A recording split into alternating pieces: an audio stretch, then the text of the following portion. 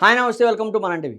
సూర్యాపేట పిల్లలమల్లి గ్రామంలో ఒక మృతదేహం లభించింది. అది బంటిగా అయితే గుర్తించారు. అయితే బంటి తండ్రి అయితే కనుక తన కొడుకు ప్రేమించి కులాంతర వివాహం చేసుకున్నాడని ఆ యువతి కుటుంబ సభ్యులే ఈ హత్యకు ఒడిగొట్టుంటారని కూడా ఆరోపించడం జరిగింది. అయితే యువకుడికి సంబంధించిన పూర్తి వివరాల్లోకి వెళ్తే తొంగతుర్తి మండలం అన్నారం గ్రామానికి చెందిన వడగంట్ల కృష్ణ అలియాస్ మాల బంటి ఎవరైతే ఉన్నారో వాళ్ళు కొంతకాలంగా సూర్యాపేటకు సంబంధించిన పిల్లలమర్రి గ్రామంలో ఎవరైతే కోట్ల నవీన్ ఉన్నారో అతనితో స్నేహం ఏర్పడింది. వారిద్దరు ప్రాణ స్నేహితులయ్యారు. అయితే బంటి తరచూ నవీన్ ఇంటికి వెళ్ళడం, నవీన్‌కు చెల్లి అయిన భార్గవిని అయితే ప్రేమించడం జరిగింది.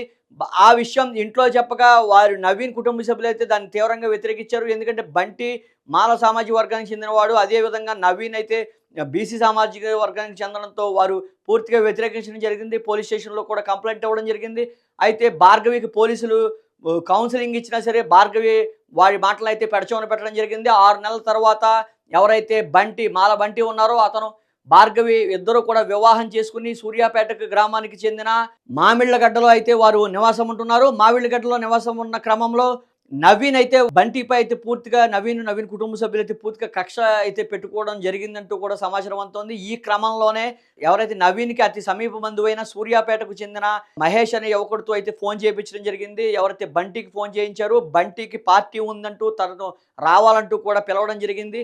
అయితే ఎవరైతే మహేష్ అదేవిధంగా నవీన్, బంటి వీరు ముగ్గురు కూడా కొంత కాలంగా పరిచయం ఉన్నట్టయితే మనకి సమాచారం అందుతోంది. వీరిద్దరూ రియల్ ఎస్టేట్ వ్యాపారం చేస్తున్నట్లుగా అయితే సమాచారం అందుతుంది. ఈ క్రమంలోనే వారు బంటిపై అదేవిధంగా నవీన్‌పై అయితే 2 హత్యాయత్న కేసులు, కొట్లాట్ల కేసులు ఉన్నాయి. అదేవిధంగా మహేష్‌పై కూడా 2 హత్యాయత్న కేసులు, కొట్లాట్ల కేసులు ఉండడం కాకుండా రౌడీ షీట్ అయితే ఓపెన్ అయి ఉంది. అయితే వీరు ముగ్గురు కూడా ఒక ప్లేస్‌లో అయితే కలవడం జరిగింది. మహేష్ బంటికి ఫోన్ చేసి రప్పించడం జరిగింది. అయితే ఈ క్రమంలో బంటి భార్గవికైతే తన ఫోన్ ఇచ్చి నేను బయటకు వెళ్ళొస్తానంటూ చెప్పడం జరిగిందని అయితే చెప్పడం జరుగుతుంది. ఈ క్రమంలో 11 అయినా సరే బంటి ఇంటికి రాకపోవడంతో భార్గవి ఫోన్ చేయడం మహేష్‌కి, మహేష్ ఫోన్ స్విచ్ ఆఫ్‌లో ఉండడంతో భార్గవి తెల్లారి వస్తాడనుకోని పడుకోవడం జరిగింది. అయితే తెల్లారి ఏదైతే సూర్యాపేటకు చెందిన పిల్లలమర్రి గ్రామంలో మూసీ కాలువ వద్ద అయితే మృతదేహం లభించింది. అయితే స్థానికులకు పోలీసులు సమాచారం ఇవ్వడంతో పోలీసులు సంఘటనా స్థలానికి చేరుకోవడం, ఆ మృతదేహం బంటిదిగా అయితే గుర్తించారు. బంటి అయితే ప్రేమ వివాహం చేసుకున్నాడని కులాంతర వివాహం. ఈ క్రమంలోనే తన కుటుంబ సభ్యులపై అనుమానం ఉన్నట్టుగా పోలీసులకు చెప్పడం జరిగింది. ఈ నేపథ్యంలో పూర్తి విచారణ చేపట్టారు. అయితే ఎవరైతే భార్గవి ఉన్నారో భార్గవి కూడా తన కుటుంబ సభ్యులే చేసి ఉంటారంటూ కూడా విలపించడం జరిగింది. ఈ క్రమంలో పోలీసులు అయితే పూర్తి దర్యాప్తు చేస్తున్నారు.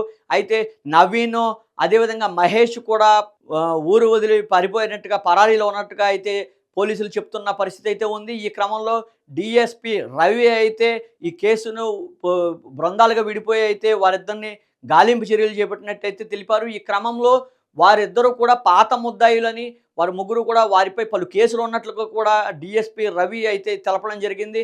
ఏదైతే బంటి, నవీన్‌పై కూడా 2 హత్యాయత్నం కేసులు, కొట్లాట్ల కేసులు ఉన్నాయి. అదేవిధంగా మహేష్‌పై కూడా అదేవిధంగా కేసులు ఉన్నాయి. అదేవిధంగా రౌడీ షీట్ కూడా మహేష్‌పై ఉండడంతో వారు ముగ్గురు కూడా పాత పరిచయం ఉండడం. ఈ క్రమంలో ఏదైతే నవీన్ చెల్లిని భార్గవిని బంటి ప్రేమించి పెళ్లి చేసుకోవడం వారికి ఇష్టం లేకే ప్రధానంగా ఈ హత్యకు కారణమైందని అయితే తెలుస్తోంది. మరికొద్ది రోజుల్లో ఈ కేసు పూర్తి దర్యాప్తు చేసి ఎవరైతే నవీన్ అదేవిధంగా మహేష్ ఉంటారో వారిని తొందరలోనే పట్టుకుని పోలీసులు రిమాండ్‌కి తరలించే అవకాశం అయితే ఉంది.